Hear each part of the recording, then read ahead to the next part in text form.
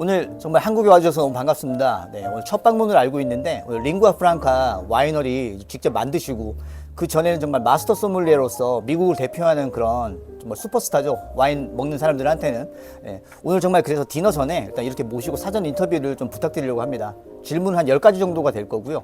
각각 이제 레리스톤의 어떤 와인에 관한 철학을 정말 저희가 잠깐 엿볼 수 있는 좀 그런 답변들 정말 기대하겠습니다. 첫 번째 질문 드리겠습니다. 네.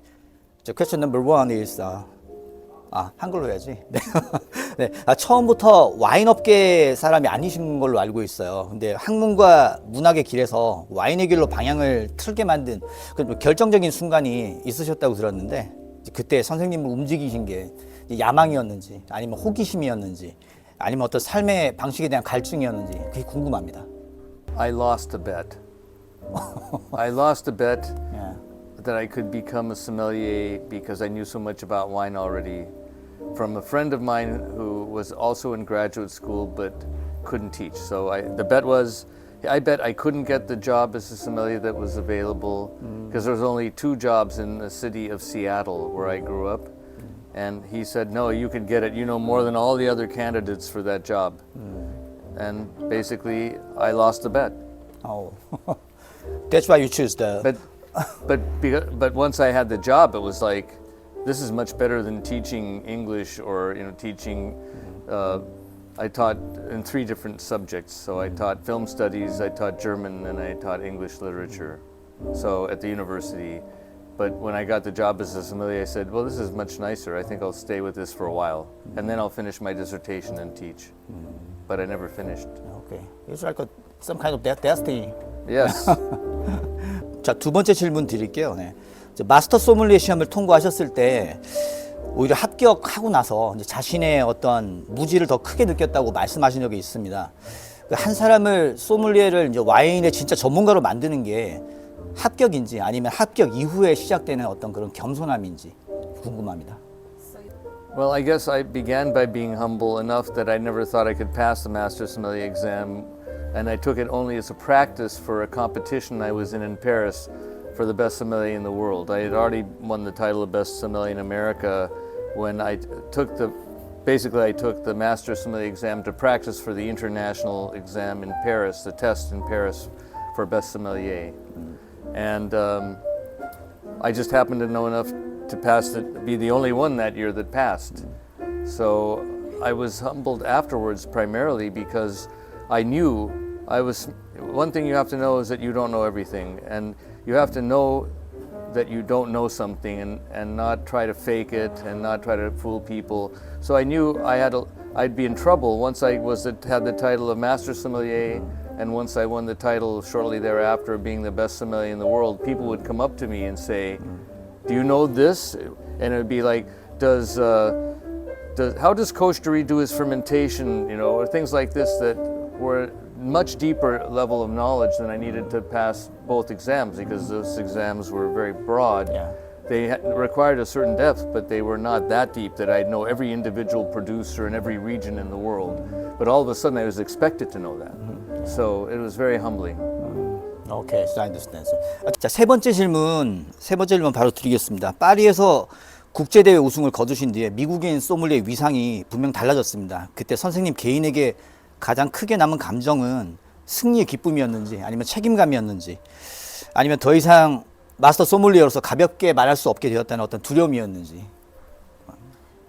Well, it was obviously the joy of winning the competition because it was such a surprise to me as well that I could win it because when I started, I was a sommelier from Seattle. No one could even say the name Seattle, and we were not in a major city like New York where there was a lot of international tourism and people that were studying European wines, especially French wines, all the time and going to France. I had only been to France twice. I studied everything from maps, from books, and then the tasting I could do.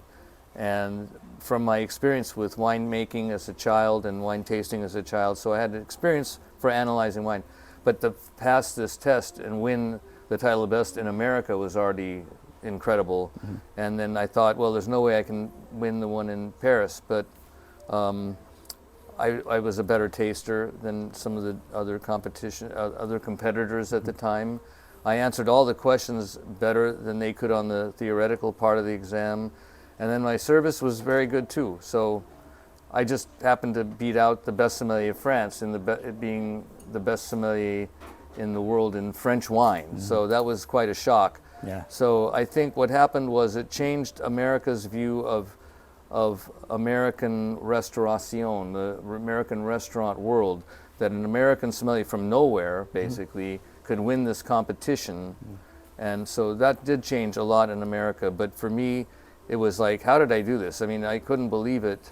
I felt fortunate to have met all the people I met. To me, it wasn't really about winning or losing. I said, I had a good day, they had a bad day, they probably are better than I am. I never felt, oh, I'm better than that's why I won.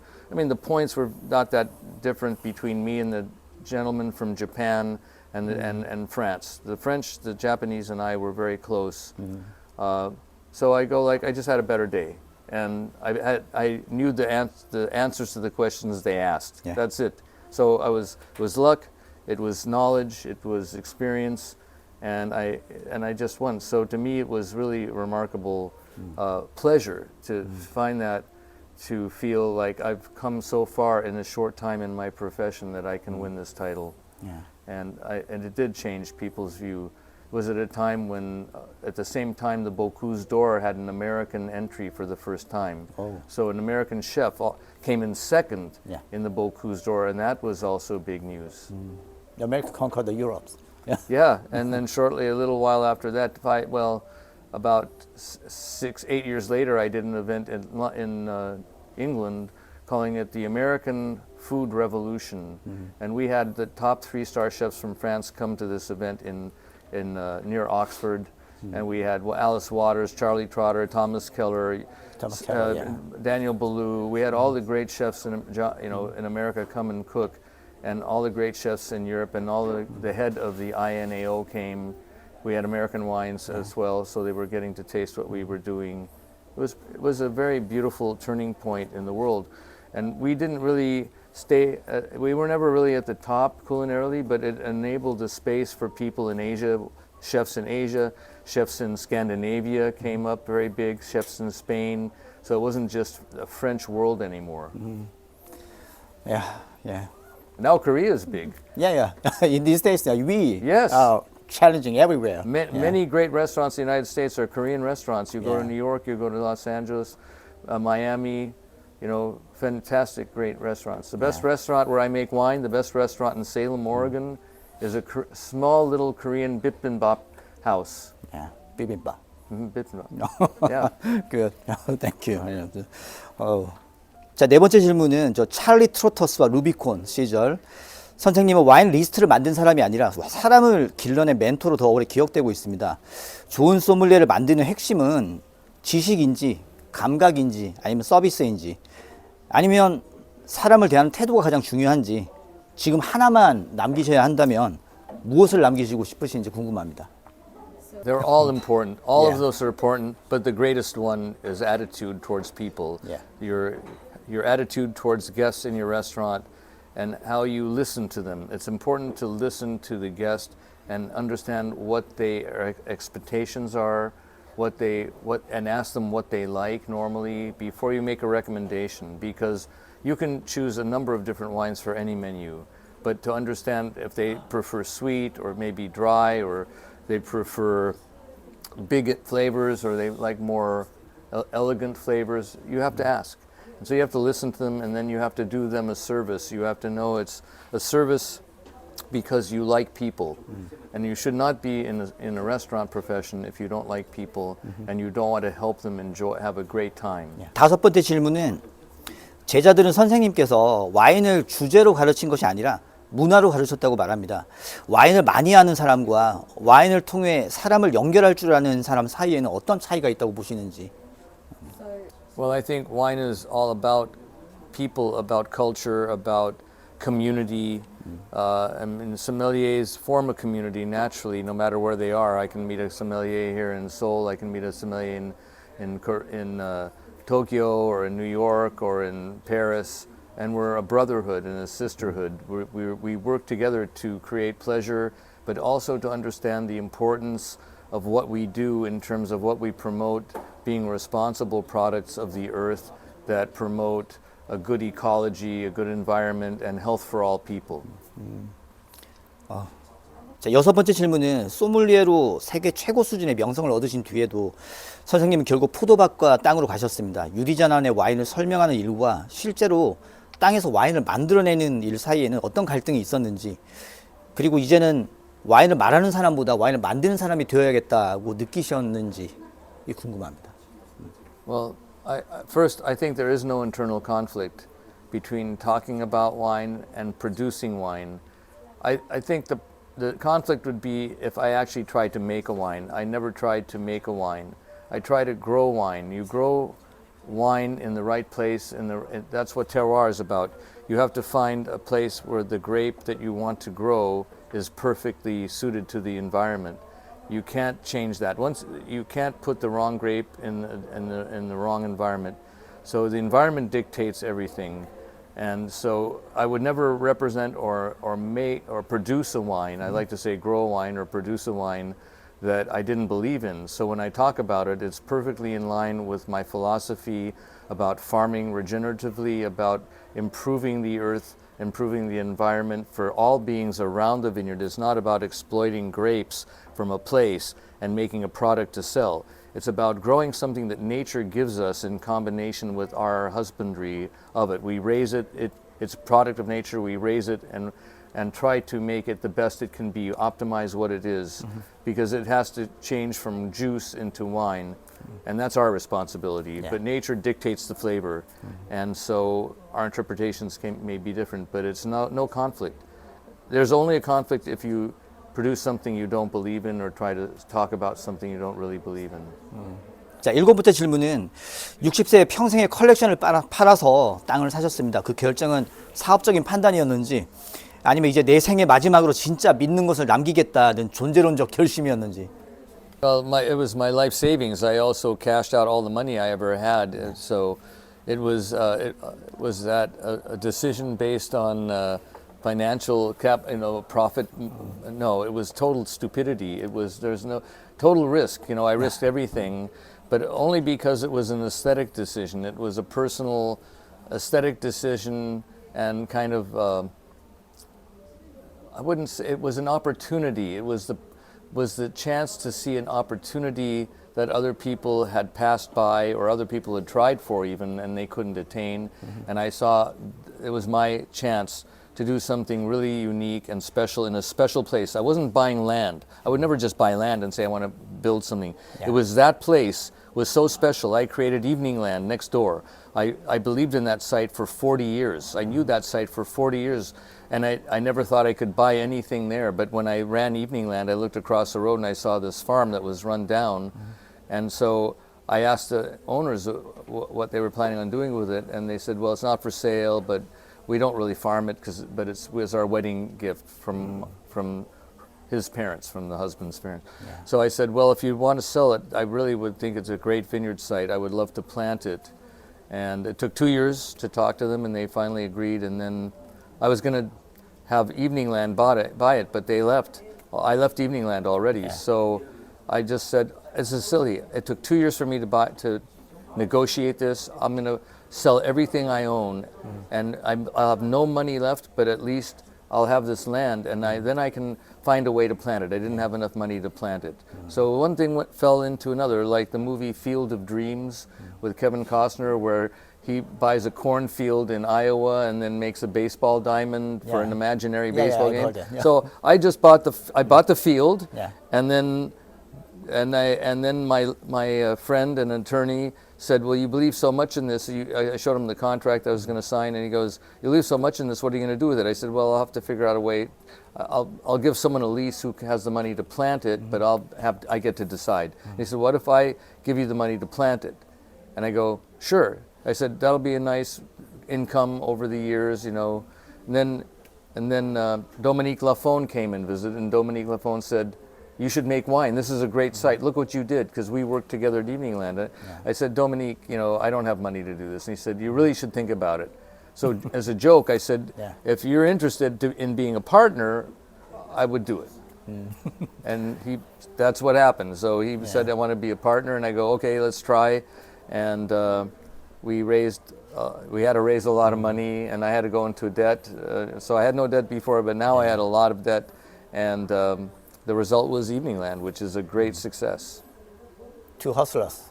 Well, it was Starting all just, ventures. but both of us saw it. It was more like as a craftsman, as an artist, we saw the potential for this that could be, and we didn't want to lose it, because any good craftsman, if you have a good idea, if you're a film director or a painter and you have a good idea, you don't want to just forget it. You want to see it realized. Understand. Even if I knew I may not be able to hold on to it because I had no money, I just wanted to be able to do it, to show that this area is special. Yeah, beautiful. Yeah, that's the purpose of the lingua franca. Yes. Yeah. Thank you. Yeah. 아홉 번째 질문은 링구아 프랑카를 더 큰 기업에 매각하셨을 때도 선생님은 그 와이너리의 에토스는 변하지 않을 것이라고 말씀하셨습니다. 이상과 현실이 충돌할 때 와인메이커는 어디까지 타협할 수 있다고 보는지, 자본과 철학 사이에서 끝까지 지켜야 하는 마지막 한 가지가 있다면 뭐라고 생각하시는지. Well, first of all, it was a philosophy.